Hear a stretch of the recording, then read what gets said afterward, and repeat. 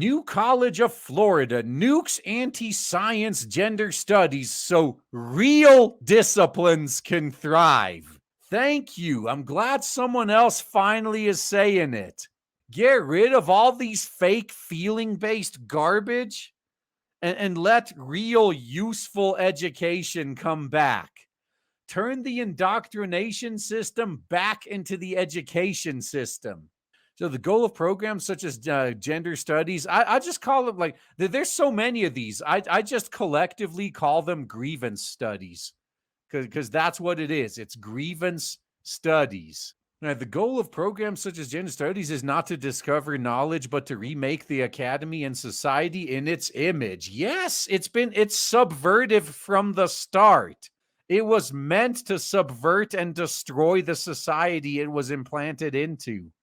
I'm glad people are finally noticing. Might be too late, but it's not too late for everyone, at least. So I voted to abolish the gender studies program in New College, Florida. Critics of the decision to eliminate gender studies have since labeled it an attack on indoctrination itself. But as a matter of academic integrity, intellectual honesty, the board has a firm basis to remove gender studies as an area of concentration at the state's liberal arts honors college. I guess it's still a liberal arts college, so its usefulness is very limited, but progress. All right, science versus self-identity. Gender studies is not a science. The pretenses of legitimacy obscure its lack of scientific rigor and replicable research. When pressed on biological facts, such as male and female differences in genetics, hormones, anatomy, and neurochemistry, the answer is what the leftists call gender is a socially constructed, not a matter of natural science, something that even the World Health Organization admits. Yeah, that's their defense.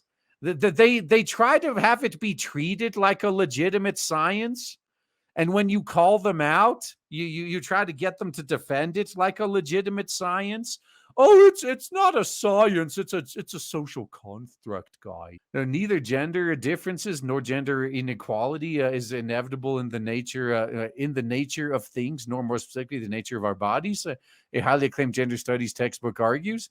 Indeed, gender theorists deem the scientific method sexist because it focuses on the facts of nature rather than the claims of personal self-identity, aka your truth is greater than the truth. And that's why no one takes it seriously, and nor should they. Nobody should take this seriously. Yeah, facts, not fifis. Thank you. The political doctrine, not academic discipline. That's exactly right.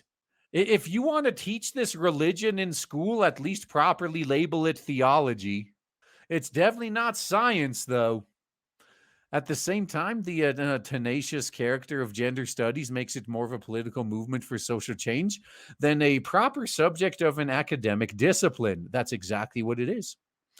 It does not stem from the liberal arts and falls well outside of the humanities focus. Though it is hailed as an interdisciplinary field, gender studies doesn't do justice to the disciplines with which it engages. Instead, it subverts them. Thank you. It's a subversive ideology. By cherry-picking whatever advances a gender studies agenda while largely ignoring anything that would weaken its claims, like biology. Biology is just a social construct, guys. The gender movement pays lip service to critical thinking and freedom of speech, even as it engenders closed-mindedness. Its experts censor and harass scholars from within and without their field who dare criticize gender theory's methods. So nothing could be further from the spirit of academic inquiry. 100% truth. And finally, people are starting to realize the hypocrisy I see. Ideological conformity within gender studies betrays the true nature of such programs.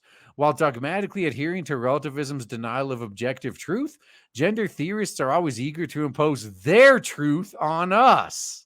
Yeah, you can't just label all of them, but they'll label you. So that's because gender theory grew from postmodernism's narrative of systemic oppression and its method of deconstruction. Its proponents see advocacy, coercion, and even censorship as essential for social revolution along predetermined lines. And that is the true evil of all censorship right there.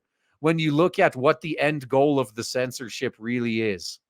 So our field is inherently activists, and Indiana University Gender Program proclaims, because we are concerned about the status of all marginalized and oppressed groups. We examine how gender, sex, and sexuality are woven into that fabric with these groups and those frameworks of power. Thanks for letting me know. Now, all the cucks are just going to ignore that. Like, they can tell you to your face what they're going to do, and the cucks will still try to brush it off. Like, oh yeah, they're not serious. Yeah, turning society into a gender studies department. That's their end goal. It's no coincidence that the recent proliferation of interdisciplinary studies about race and especially sex, feminazi, lesbian, gay, queer, transformer, has metastasized beyond the faculty lounge to ravage the whole of higher indoctrination. The goal of programs such as gender studies is not to discover knowledge, but to remake the academy and society in its image. They tried and they failed, thankfully. That's why the head of UCLA's gender program can confidently declare, we will continue to prepare students to become anti-colonial, anti-racist, critical feminazi thinkers. Feelers, you mean. Ready and able to confront the immense challenges of our times. Yeah, they're training useful idiot foot soldiers. That's what this is. That's all they're doing. Following these professed experts, powerful institutions warmly embrace the delusion that men can become whammons and vice versa.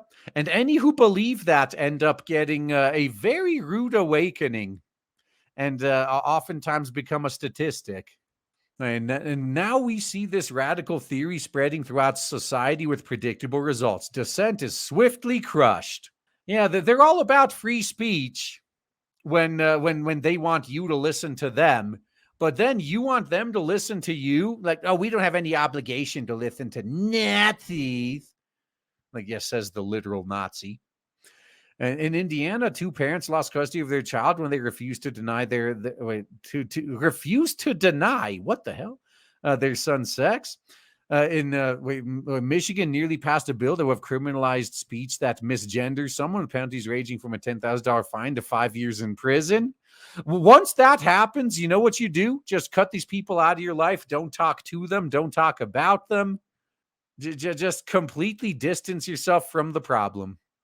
In Oregon, the state deemed a prospective mother unsuitable to adopt or foster because she refused to support a child's transformer exploration. A court in Maryland says that parents do not have a fundamental right to remove their children from the county's gender curriculum, even if it conflicts with their religious views. Yeah, that's them telling you got to remove them from the whole curriculum, from the whole system. Opening inquiry by ending gender studies. This is the way.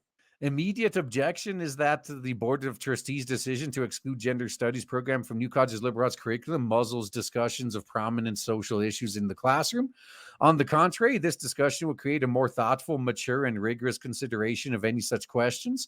Any substantial topic concerning sex can be addressed within existing academic fields, biology, history, philosophy, and politics, to name a few, and would benefit from the scholarly attention and intellectual objectivity of those long-established disciplines. Yeah, but the psychos can't just make declarations and take control that way. Like, that's the whole point. In the words of John Henry Newman, the purpose of university should be to train the mind to think widely and deeply, and to think inquisitively and originally. Gender studies, with its preordained worldview, insistence on ideological conformity, the aim of social activism, is far removed from this indoctrinational ideal. It's basically a religion, yes. By disbanding its gender studies program, New College of Florida has taken significant steps to safeguarding the integrity of its liberal arts mission and academic work to reaffirm the commitment to indoctrinational excellence and intellectual freedom. Oh, okay. Okay, so this guy is the dean at one school in Washington, D.C., and New College of Florida's Board of Trustees member. Okay, good. I'm glad that at least some people are fighting back in the indoctrination system. We covered some of these stories last week too, but always good for more. Why not?